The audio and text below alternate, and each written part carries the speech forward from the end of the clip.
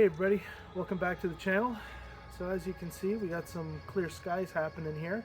So I'm hoping to get out later on with my William Optics Z61 and my 183 Astro camera to capture a nebula called the Ghost of Cassiopeia, or its catalog name, IC63.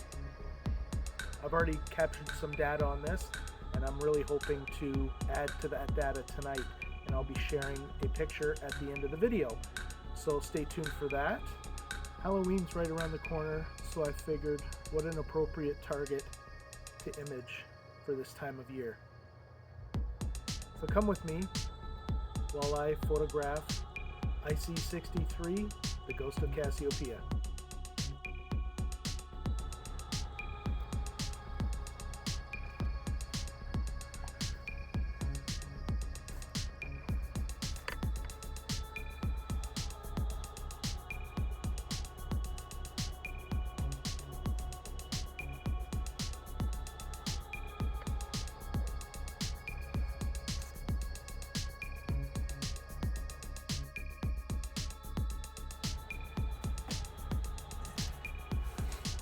Hey everybody, so as you can see, I'm all set up. It's dusk right now. I'm just gonna wait till it gets completely dark. I'm gonna come out and double check everything, make sure everything is bounced correctly and there's no chance of wire snags or anything like that. And then I'm going to do my polar alignment through Nina on the computer, and yeah, so and then we'll get shooting here. So I'm just gonna wait till it gets dark, and I'll meet you back out here in a little bit.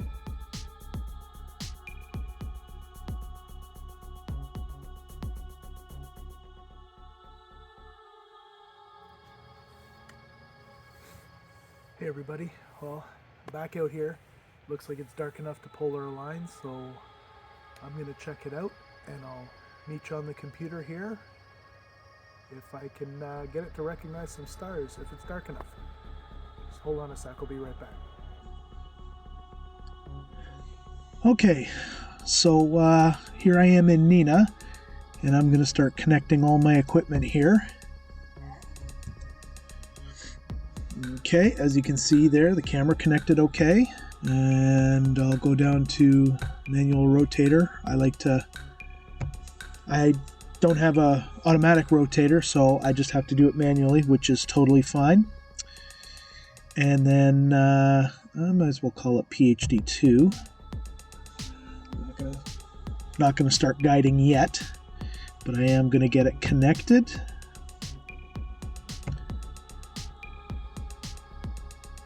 Connect all.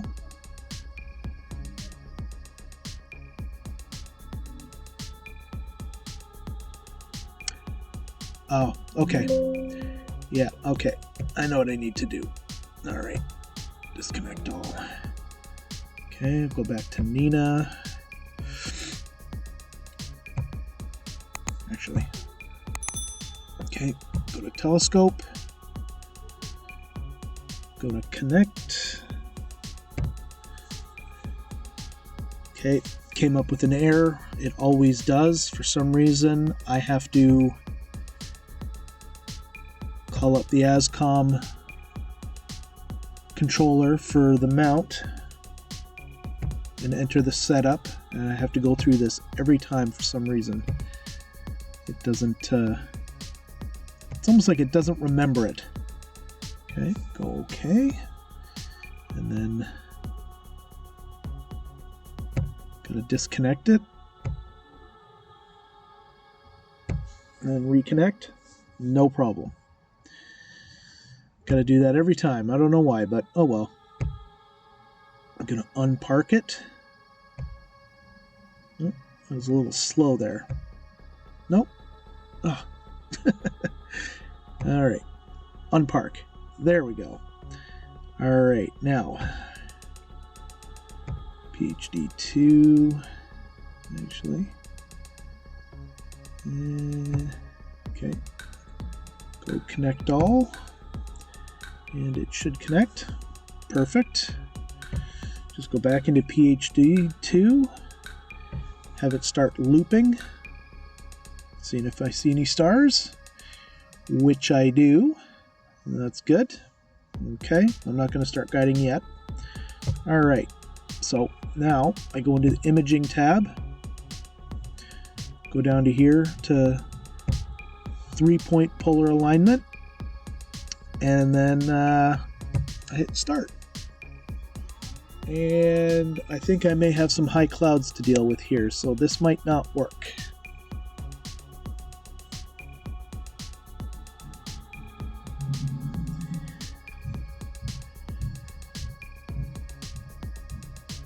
Sorry for the drumming. If you hear it, it's my neighbor. He's got a drum set, so I guess he felt he wanted to come out and give us a show. So we'll see. All right. So it's settling and it's capturing. So it solved the first photo it took. So what it's going to do, it's going to take 3 photos, and then it's going to plate solve all those photos and tell the mount where it's pointing in the night sky to determine how far off I am from the North Celestial Pole.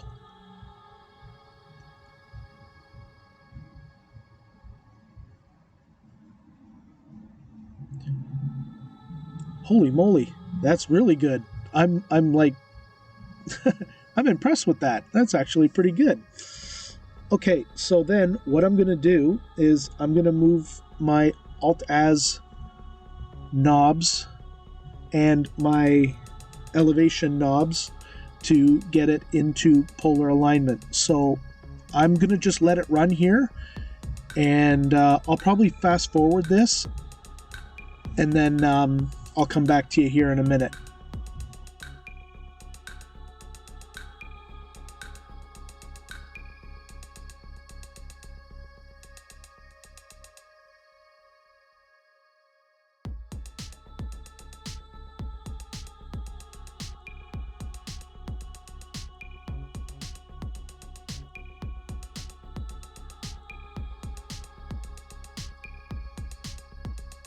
Wow, 13 arc seconds. Yeah, that's good enough for me. That is fantastic. Okay. All right. So then what I'm going to do is I'm going to go to my framing, and I'm going to go pick file. Now what Nina does is, if I've taken a previous picture of an object in the night sky, I can plate solve from that picture, and it'll determine the rotation of my camera, what it needs to be and all that, and plate solve it just from the picture. So that's actually really good. It's a really nice feature. So I go load image, and then I've shot the Ghost of Cassiopeia before, so I'm just going to pick that one, and it's going to populate the screen here. I go no. Okay, so there. So you can't really see it, but here's the ghost kind of, and then here's the tail. Okay, so then what I gotta check. I always go do the other option here. I go slew, center, and rotate, just to make sure that my camera is at the right rotation for all the other light frames that I've collected. So then what it's going to do, the mount's going to move, and then it's going to plate solve. First, I believe it will determine the proper rotation of my camera. If it doesn't need any adjusting, then I'm good. Okay, so it seems to be good rotation-wise. So I'm just going to move this up. So as you can see by the bottom, it said telescope not in tolerance. So it's got to move it a bit more. And this will do this 2 or 3 times, maybe 4 times, depending on how far I'm out. So And there we go. I'm all plate solved. So now what I can do is go back to my imaging tab. And here's I believe it's a 2-second image. So what I'm going to do is I'm going to put on my Batnoff mask.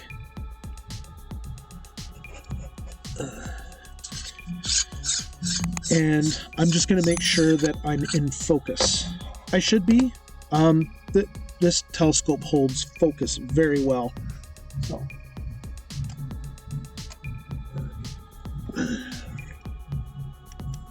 Just going to turn my dew heater on just so it don't fog up. Okay.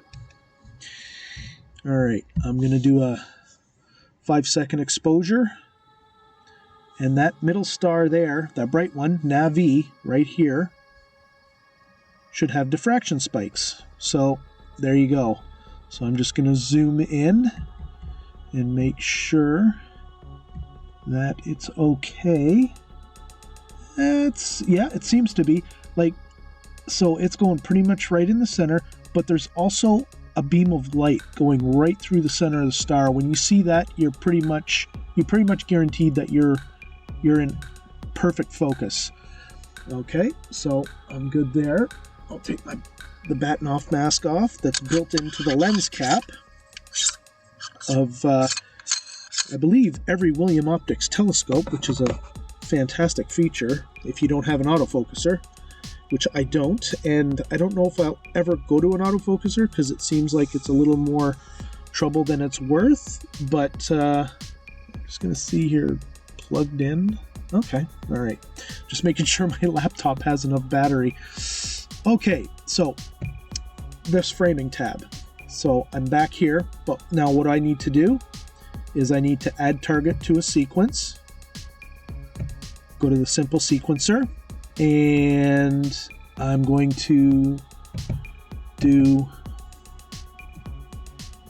70 pictures at 180 seconds, which is 3 minutes. Lights, and I'm gonna pick a star. I'm gonna get my guiding all calibrated here and start. Okay, so with PhD2 guiding, these yellow lines means that it's calibrating. So once it's done calibrating, oh, there goes a satellite. Once it's done calibrating, these lines will go solid green. So what I'm going to do is I'm going to let this calibrate. I'm going to pause the recording here, and then when it starts guiding, I'll come back and we'll finish up setting up that sequence. Okay, so PhD2 is done calibrating, as you can see by the solid green lines. I got multi-star guiding going, and there's my guide graph. So it takes a little bit for it to settle down a little bit here. So what I like to do is I like to clear it. I'm going to go into Nina and go up to the equipment and attach the guider, and then you'll see some lines here saying that it's connected. So then that way, when I go into the sequencer here, I can turn on dithering. And what dithering is after every frame, or after how many pictures, you tell it to move the scope slightly up, down, left, right by so many pixels. I can't remember what I had designated for what the movement is, but it helps with getting rid of a lot of the noise. Now, I picked 70 frames here, 70 pictures. I'm going to increase that to 90 because I want to get as much on here. So that's 4.5 hours, and it's just after 7:30. It's 7:20 to 8. So Once I'm done this target, I might even have time to switch to another target. So we'll have to wait and see. Okay, so I'm just going to go back into PhD2 and see how my guiding is. And right here, my total error is 0.79 arc seconds, which is, for me, that's really good. Okay, so I'm going to go back into Nina and go back to the sequencer. And then all I got to do is hit start. And away I go. So I got it set for 90 pictures at 3 minutes each, binning one by one.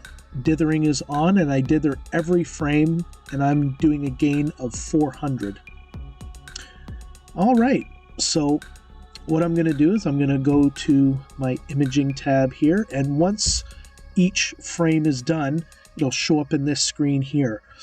So I'm going to pause the video here, and then when the 3 minutes is up, I'll come back and I'll show you what a subframe looks like in Nina.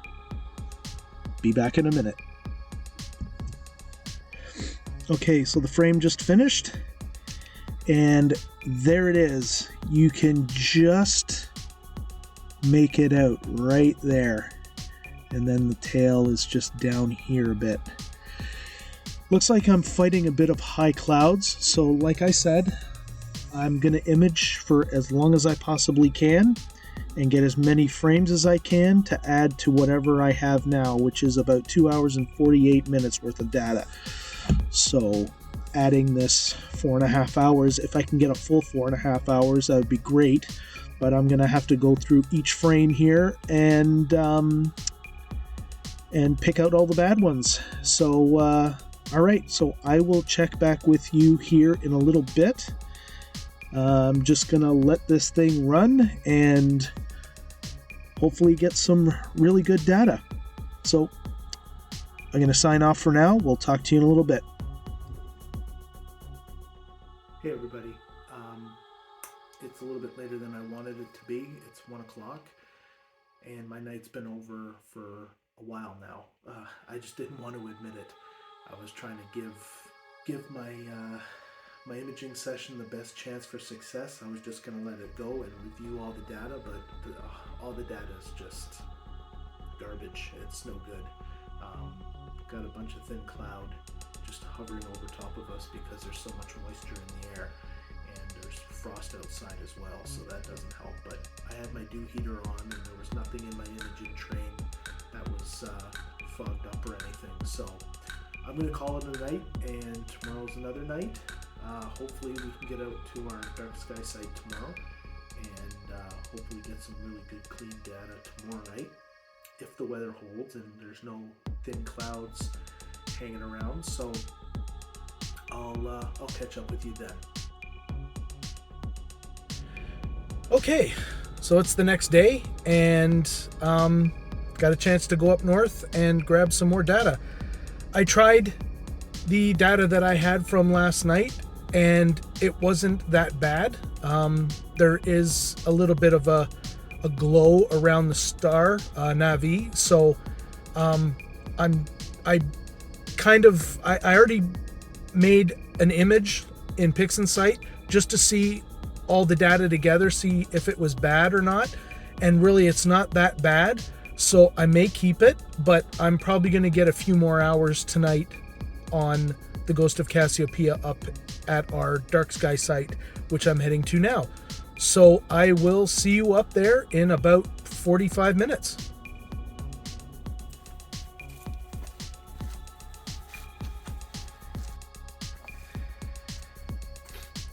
Hey everybody, so I'm up here, it's dark and it's a little bit cloudy, so the forecast says that the clouds will pass at around 10 o'clock and then we'll hopefully get to imaging here. So I will check back with you in a little bit. It should be a couple hours and then I'll let you know if I'm up and going.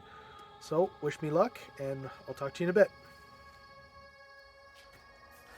Hey everybody, sorry I didn't get back to you there. I was having some camera issues that night, so I wasn't able to give you guys an update on what was going on. Anyways, we had a really great night. It was nice and clear. And I spoke to you earlier about going over the data that I had before it was making the stars a little bloated. I decided to not scrap all the data. I just went through every image and I got rid of the light frames that had the bloated stars to them. So, and then I added the data that I took up at our dark sky site and added it to everything else that I had, and it gave me a grand total of just over 9 hours of data. I'll share the image at the end. I'm pretty impressed with how it turned out. 9 hours is probably the longest capture that I've done on a target. You know, taking lights, dark frames, flat frames, and combining them all together on different nights. So it was quite of a learning process, but I'm really happy with how it came out. So if you stuck around this long, hopefully this video isn't that long. I try and keep them under 20 minutes if I can, because it's a lot to watch and I realize people's time is precious. So, but anyway, all in all, had a really great experience imaging this target. It's one that I've really wanted to spend some time on. I photographed it before with my bigger telescope and it came out okay, but I wasn't really happy with it, mainly because I didn't spend enough time on it and the signal to noise ratio was garbage. It was very noisy. It's a dim target to begin with, so you need to sink at least minimum 6 hours on it if you want to get any detail out of the nebula. But yeah, I had photographed it before and it was really zoomed in because it was a very high focal length telescope, and I believe I shot it at 1200 millimeters, something like that, whereas right now I shot it at 288 millimeters, so very wide field of view, and I was able to get all the gas and the dust, the star, and all in one frame. So I'm really happy with that. So I'm gonna end the video here.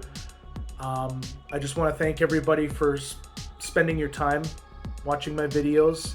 I can't believe that almost 400 people have subscribed to my channel. That's fantastic. And I hope everybody has a great day. It's a nice fall day here, so I'm gonna go out and enjoy it, and hopefully everybody else has a great day, and we'll talk to you in the next video. Thanks a lot.